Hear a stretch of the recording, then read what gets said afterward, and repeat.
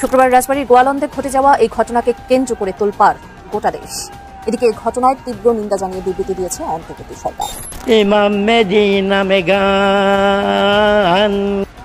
অতীতে কখনোই ঘটে না একটা লাশকে কবর থেকে 10-12 দিন পরে তুলে পুড়ে ফেলা। এটা অতীতে কখনোই ঘটে নাই।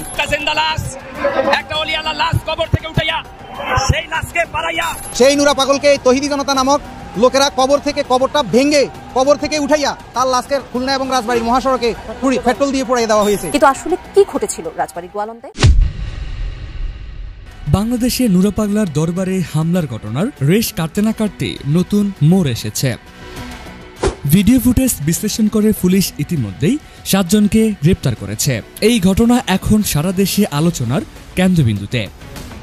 আজ আমরা জানব কারা এই গ্রেপ্তারকৃতরা, কেন এত বড় হামলা হলো, আর সরকারের প্রতিক্রিয়া কি। কয়েকদিন আগে রাজবাড়ীর গোয়ালদহ উপজেলায় নুরা পাগলার দরবারে ভয়াবহ সংঘর্ষ ঘটে। শত শত মানুষ দরবারে হামলা চালায়, ভাঙচুর হয়। সংঘর্ষে প্রায় 50 জন আহত এবং রাসেল মোল্লা নামে এক যুবক নিহত হন। সবচেয়ে আলোচিত বিষয় ছিল কবর থেকে মরদেহ উত্তোলন ও পরে ফুরিয়ে ফেলার ঘটনা। এই ভয়াবহ ঘটনাকে কেন্দ্র করে দেশ জুড়ে সৃষ্টি হয়েছে চাঞ্চল্যর। একটা ওলিয়ালা লাশ কবর থেকে উঠাইয়া সেই লাশকে পাড়াইয়া সেই লাশকে পিটাইয়া সেই লাশকে জায়গায় পড়াই দেওয়া হয়েছে সেই উগ্রপন্থী জঙ্গি গোষ্ঠীরা। পুলিশ তদন্ত শুরু করে এবং সিসিটিভি ও মোবাইল ভিডিও ফুটেজ সংগ্রহ করে। সেসব ভিডিও ফুটেজ বিশ্লেষণ করে পুলিশ নিশ্চিত হয় হামলায় কারা সরাসরি জড়িত ছিল। এরপর বিশেষ অভিযানে মোট 7 জনকে গ্রেপ্তার করা হয়েছে। পুলিশ জানিয়েছে গ্রেপ্তারকৃতরা হামলার মূল পরিকল্পনায় ও বাস্তবায়নে ভূমিকা রেখেছিল। এই ঘটনায় নিহত রাসেল মোল্লার পরিবার শোকে ভেঙে পড়েছে। রাসেলের বাবা অভিযোগ করেছেন তার ছেলেকে পরিকল্পিতভাবে হত্যা করা হয়েছে। তিনি দ্রুত বিচার দাবি করেছেন এবং বলেছেন, আমার ছেলেকে হাতুড়ি দিয়ে পিটিয়েছে, কুপিয়েছে, আমি ন্যায় বিচার চাই। হাসপাতালে জালো বেশি মারছে, হাসপাতালে জালো বেশি মারছে, হাসপাতালের ভিতরটা বাইক করে নিয়ে মারছে বেশি, ওইখান থেকেই মারা গেছে। এই বক্তব্য মানুষের হৃদয় স্পর্শ করেছে এবং ঘটনাটিকে আরও আলোচিত করেছে।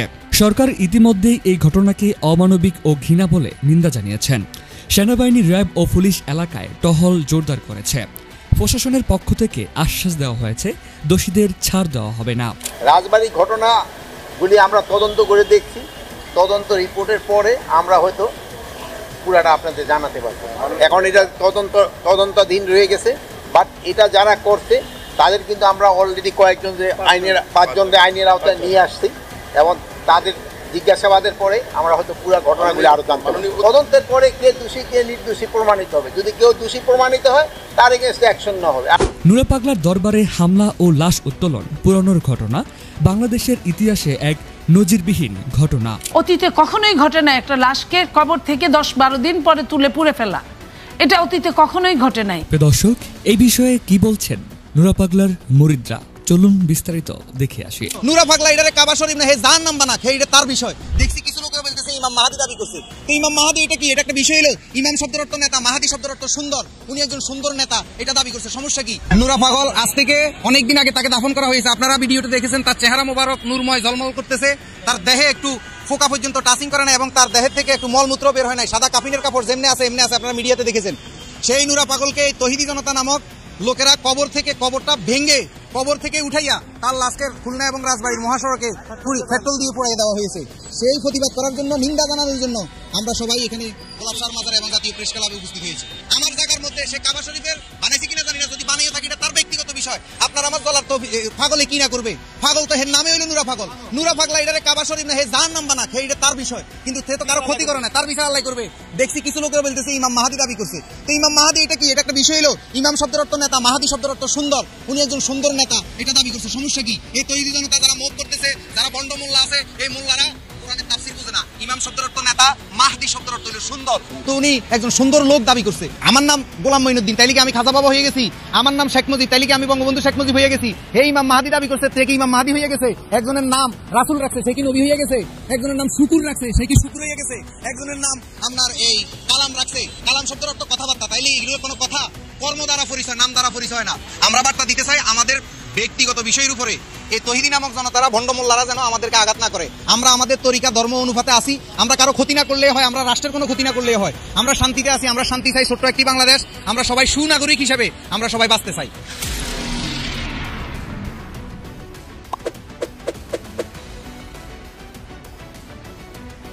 শরীয়তপুর রাজবাড়ী গোয়ালন্দনে দেখেছেন একজন অলির মাজার থেকে লাশ উঠিয়ে যদি সে মুমিন ব্যক্তি না হয়তো লাশ পড়ে ঘুরে সারখার হয়ে যাইত। একটা জিন্দা লাশ, একটা অলি আল্লাহ লাশ কবর থেকে উঠাইয়া সেই লাশকে পাড়াইয়া, সেই লাশকে পিটাইয়া, সেই লাশকে জাগায় পড়াই দেওয়া হয়েছে সেই উগ্রপন্থী জঙ্গি গোষ্ঠীরা। এই দেশে কোনো পাকিস্তানের ঠাঁই নাই। 105টা মাজার ভাঙচুর করছেন অলি আল্লাহ। ডাক্তার ইউনূস সাহেব দেশ যদি চালান, দেশ ঠিক মতন চালান, নালে পাকিস্তান চলে যান। আপনি আমেরিকা যাইয়া বাবা বাঁচতে পারবেন না। আর আমরা সোশ্যাল মিডিয়ায় দেখেছি কিছু বাহিনীরে বলছে আপনি সেনাবাহিনীর হিট খুলে নিয়ে আসবে।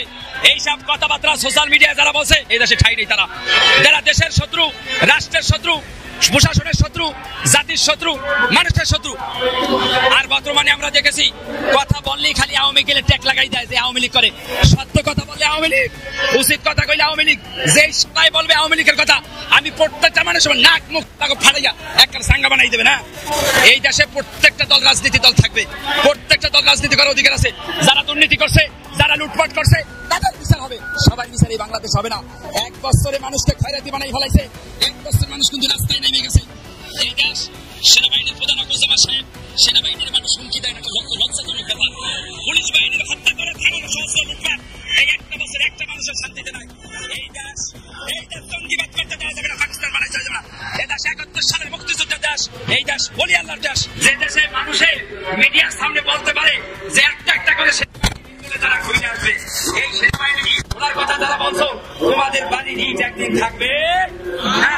জঙ্গিবাদের এই দেশে কোনো ঠাঁই নাই। যদি ইসলাম হয় কল্যাণের পথে আসো, যদি ইসলাম হয় শান্তির পথে আসো। রক্কাটা দিয়া গালি ভাঙ্গা কোনোদিন ইসলাম জারি করা যাবে? ইসলাম হইলে শান্তির বাণী। ডাক্তার ইউনূস সাহেব বাবাজি, কালকে আমরা রাজবাড়ী গোয়ালন্দন থানায় দেখেছি সেই নুরি বাংলার মাঝে একজন মুসলমানের লাশ কবর থেকে উড়াইয়া ফেলাতেছে। এইরকম কাজ আবু জেহেল আর কাফেরও করে। এই কমিটি জনতা নামে যে জঙ্গি গোষ্ঠীরা, উগ্রপন্থীরা, সন্ত্রাসী, সারা বাংলাদেশে লুটপাটের বাটি, তারা কোনোদিন মুসলমানের দিকে অন্তর্ভুক্ত হইতে পারে?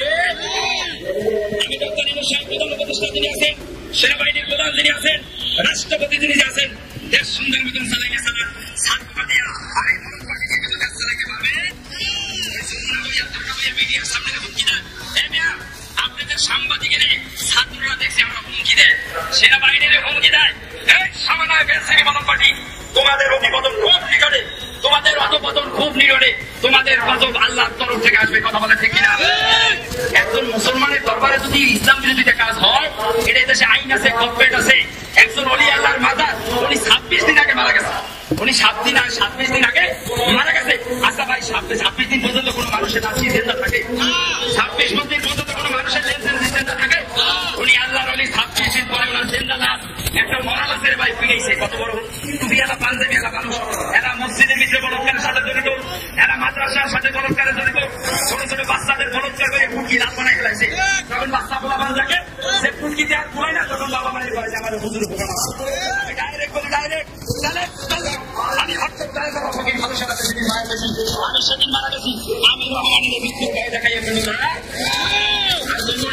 সাংবাদিকের সামনে সারা বাংলাদেশের জনগণ আমাদের সাথে, তোদের সাথে আমার সামনের বাংলাদেশের জনগণ এই বাংলাদেশের ছবিবাদের বলি আপনার ভোট 60% কথা বলে ঠিক কিনা? ওই পেট্রোল বোমার রক্তেরা গুরদান দিয়ে এখন দেশ চলবে। পুলিশকে যেভাবে পুলিশকে হত্যা করে আমরা দেখেছি, এই ফেলাই বরফে লাশ চলেছে। পুলিশকে হত্যা করে আমরা দেখেছি লাশ রাস্তা দিয়ে ফেলেছে। এই বিচার কিন্তু বাংলার মাটিতে হবে। অনেক যন্ত্রণা নিয়ে ছবিবাদের লোক, পুলিশের লোক, সেনাবাহিনীর লোক ডিউটি করতেছে।